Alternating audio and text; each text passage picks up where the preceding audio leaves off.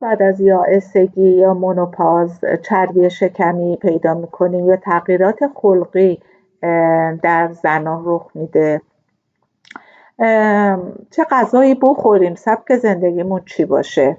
خب سلام. من اینجا یه مقدار در مورد این مسائل صحبت میکنم. نگرانی از افزایش چربی شکمی و تغییر شکل بدن به دنبال یعنی اینکه از دست رفتن گودی کمر و تجمع چربی در شکم و پشت، این تغییرات معمولا در بین سن 45 و 55 سالگی که یائسگی طبیعی هست رخ میده. دلیلش این هستش که اختلالات هورمونی زنان مثل استروژن و پروژسترون هستش و علاوه بر اون تغییرات فیزیکی، تغییرات خلقی هم به وجود میاد، مثل عصبانیت، حساسیت‌های خلقی، افسردگی، اضطراب. همه اینا افزایش پیدا میکنه.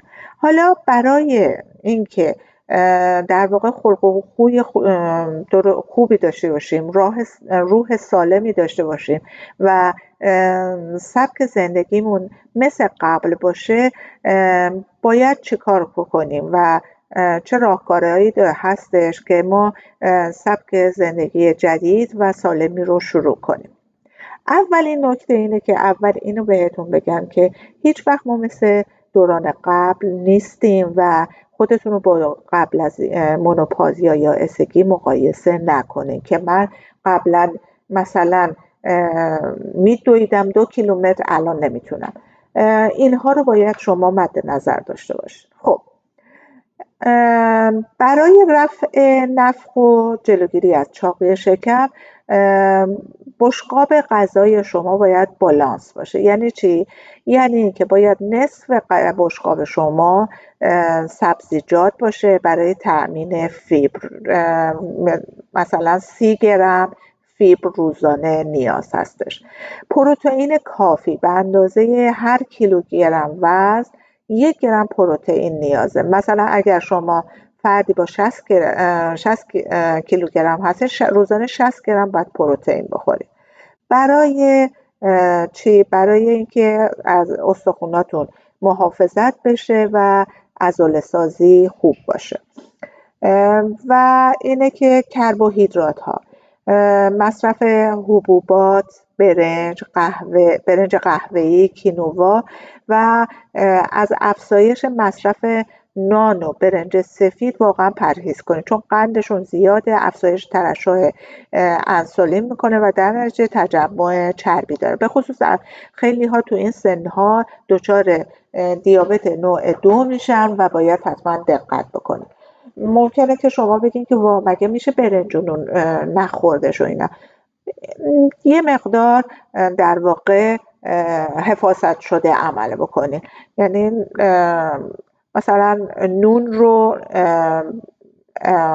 رو مثلا نون سنگک خوبه، ولی مثلا نون ساندویچی که شما میگیرین خب باید بالانس رعایت بشه.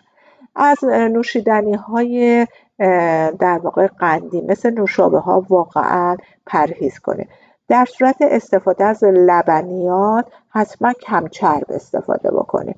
من یادم هستش که مثلا یه نوع پنیر کاله بود که خیلی چرب بود.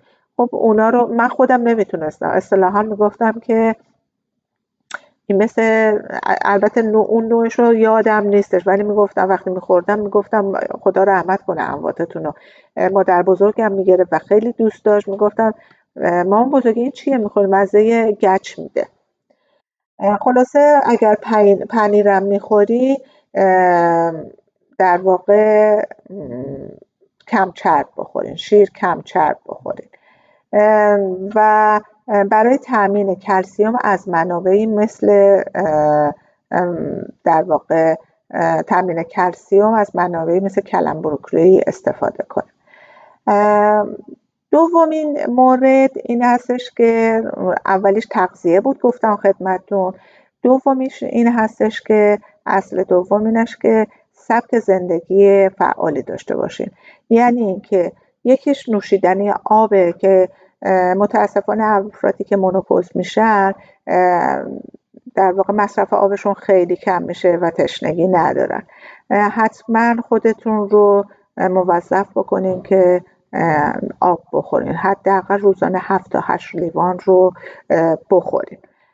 بعد عرضم به حضور شما ورزش‌های منظم بکنین، حداقل 150 دقیقه یا حدوداً مثلا 1 ساعت و نیم فعالیت‌های فیزیکی بکنین در هفته.